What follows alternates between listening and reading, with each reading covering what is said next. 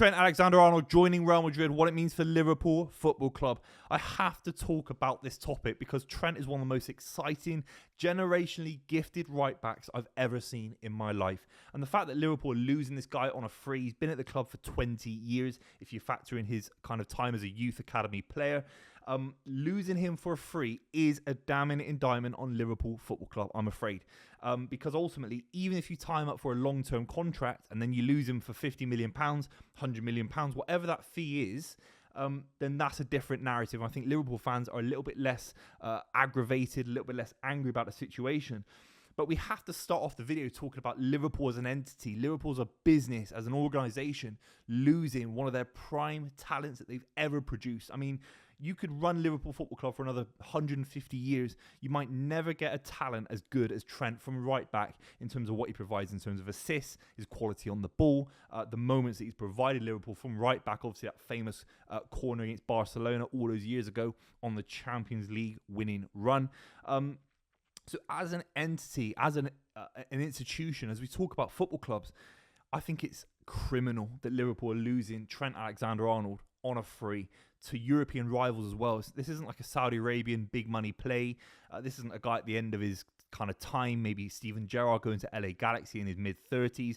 It's nowhere near that. This is a guy in his prime. His best years might actually be at Real Madrid, and Liverpool losing a player of his talent for free, not having anything to show for it, you know, on the end of year accounts, going into HMRC, is an absolute embarrassment, in my opinion. Someone has made a mistake. Someone has not offered him the right amount of money.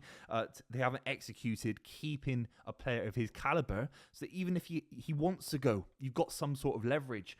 We don't know the ins and outs of what offer was made to Trent Alexander-Arnold. We don't know that, of course. But on some level, I think Trent a couple of years ago, maybe in and around COVID, maybe 2021, when he was doing unbelievable things, when Liverpool winning the Premier League title, there has to be a contract offer. I mean, if you look at across the road, maybe at Manchester City, Bernardo Silva gets put on a massive contract. De Bruyne, Erling Haaland gets put on a 10-year contract. I'm sure Real Madrid would love to sign Erling Haaland. I'm sure Barcelona would love to sign Erling Haaland, linked to both clubs last summer. 10-year contract. I'm not saying Trent should be put on a 10-year contract, but Liverpool had to tie this guy down 2-3 years, big money, and then you've got leverage if he wants to go. That is the overview. That the Liverpool reaction to Trent has to be aimed at Liverpool Football Club, who I think have been sleepwalking the last few months to wind down Trent's contract, Salah's contract, Van Dijk's contract. It's an absolute embarrassment for a club that I think is run so well. I actually do think that FSG run Liverpool very, very well. They make very small marginal gains. They don't really push the boat out. They spend a lot of money, but relatively to other clubs, they don't spend that much money, and they get massive, massive gains out of players that they don't spend huge bucks on. I mean, let's be real. Salah didn't cost the world. Mane didn't cost the world. Trent was free. Van Dijk, £75 million, but as a long-term investment, exceptional. Same with Alisson. Jordan Henderson didn't cost much. Fabinho didn't cost much. Firmino didn't cost much. It goes on and on and on. So for Liverpool to get to a situation where they're not actually able to make even one penny worth of profit on Trent is an issue. Now, we have to talk about the player himself.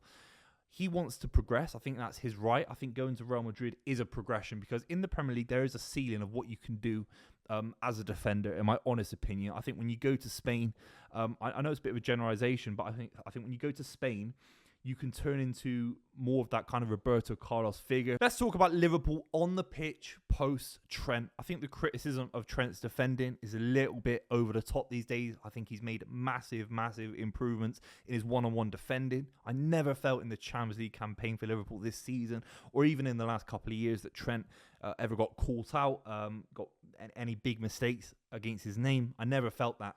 And then you look at the quality of assists, his passing ability from the right-hand flank. We know about it for season in, season out. He's been absolutely world-class. He's a generational right-back. I've never seen anything like it, really, from right-back. And even this season, some of the balls around the corner to Salah have been absolutely outrageous. Since 2019, only Son, Salah, De Bruyne have got more assists than Trent in the Premier League. That is outrageous. We talk about Gary Neville. We talk about Kyle Walker being the two best right-backs in the history of the Premier League. These guys were providing in terms of overlaps. They were providing in terms of just sort of crosses into the box. But Trent does so much more than both of them combined on the ball. His control of the game is absolutely outrageous, and it's only going to get better at Real Madrid. I think Liverpool are going to miss out on that cinematic quality of Trent from right back. They're definitely going to miss out on the numbers. I'm going to be honest, though. I think Arne Slot can build a back four without Trent that is far more balanced. I look at someone like Conor Bradley that I think will provide a lot more balance. You don't necessarily need a right back providing so many assists. Those assists will translate to other players moving forward, particularly if Liverpool sign a forward this summer, which I think they'll need to do if Darwin Núñez leaves, if Jota leaves. I think you can get those assists from other positions on the pitch. You actually want assists from the front three. I think sometimes an assist from the right back position is nice. It's kind of enjoyable to watch. It's exciting to see a right back smashing in balls from 40 yards and the forward three scoring them. It's beautiful to watch on some level, but it's not necessarily, it feels like a luxury on some level. I think Trent could be, there's an argument that he's a luxury. I think if Liverpool can go out and get a top level right back that just does his job, probably still chips in with assists. I mean, the best right backs and left backs in the big six this season are always going to get assists, always. But if they can replace Trent with someone that is defensively 10 out of 10, as opposed to Trent being maybe a 6 out of 10 defensively. But I do actually think Liverpool can progress. I do think Liverpool will be a little bit more balanced. I have to talk about the fan outcry from Liverpool fans. I think some of it is absolutely outrageous. If we talk about Trent being a 10 out of 10 legend for Liverpool right now, statues, stands of his name before he goes to Real Madrid, I think him going to Real Madrid takes him down to a 7. It takes him down to an 8 out of 10. This is a guy that brought Liverpool their first ever Premier League title. We're talking 31 years of her, a Champions League, a League Cup, an FA Cup, every single trophy you could possibly win at the highest level, he has won for Liverpool. Obviously, I can't speak for all Liverpool fans. It's frustrating that he's leaving. It doesn't make him the same legend in the same way. But there are fans out there saying that he goes from a 10 out of 10 to a 0 out of 10 legend, erasing him from the memory of the Champions League win in particular. I'm seeing memes on Twitter of different players taking that corner against Barcelona. It's absolutely outrageous. People calling him a rat, I think, is absolutely outrageous. From my perspective, so if someone like Phil Foden went to Real Madrid at his age, let's just say, he'd probably go from a 10 to an 8 for me. And I can't speak for Liverpool fans.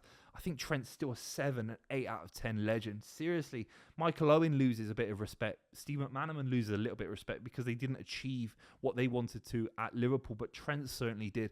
I think the outcry is hyperbolic. It's too over the top. And actually, the criticism has to be thrown at FSG for these players having their contracts wind down, for Liverpool being in a situation where come August, the start of the season, where Liverpool are Premier League champions, they might be trying to defend a Premier League title without Trent and Van Dijk and Salah. I think if it was just Trent and Salah had a brand new contract, Van Dijk had a brand new contract right now, there was more security about this first team for Liverpool, these legends for Liverpool. Certainly legends that are more important to the playing side than Trent. I think Van Dijk and Salah are head and shoulders above Trent in terms of importance to this side, in my honest opinion. Then I think there'd be less of an outcry from Liverpool fans. The fact that Trent could be the first of 3, all 3 could leave. Let's be completely real. All 3 could leave. And the FSG model implies that they don't care, that they believe their numbers, they believe their kind of algorithms for when a player deserves a new contract, whether they should be sold or kept. They believe in their own model, and you have to say it's been fairly successful in the last few years. It's a model that obviously brought in someone like Arne Slot in the first place, brought in Van Dijk from Southampton, Alisson from Roma, Salah from Roma, Mane from Southampton. It's a model that they believe in. But if all 3 were to leave, then this is where the Trent issue becomes even bigger, because a homegrown talent leaving, as well as 2 players that have come from other clubs, it would be a bit of a damning indictment on Liverpool's ability to retain the biggest and best talent going. But slagging them off, calling them a 0 out of 10 is absolutely embarrassing, in my honest opinion. And I don't think it's the Liverpool way from an outsider point of view. That isn't the Liverpool way, is it? I mean, Steven Gerrard went to LA Galaxy. They could have been competing in the Club World Cup. Who knows? That could have been a rival. We all say LA Galaxy isn't a real side compared to Real Madrid. Of course not. It isn't. It's MLS. But he still went to a different club, Steven Gerrard. He did. These are the facts. So you have to let me know in the comments what you think. Trent leaving for Real Madrid is big, big news. I don't think it's as bad on the playing side necessarily. I think you can replace him a little bit with a bit more of a balanced right back. I think the issue is Liverpool, a big club, losing more talent. They lost Coutinho, they lost Suarez, they lost Xabi Alonso, Mascherano back in the day, even Fernando Torres. That was maybe a slightly better one, but still big talent Liverpool have been losing the last 20 years. And Trent, to be such a homegrown talent in his prime, joining Real Madrid, European rivals, to Liverpool, that will be frustrating. That will be frustrating. I don't think the fan reaction is justified. Let me know what you think in the comments down below. Make sure you subscribe to the channel if you made it this far. I'll see you very, very soon.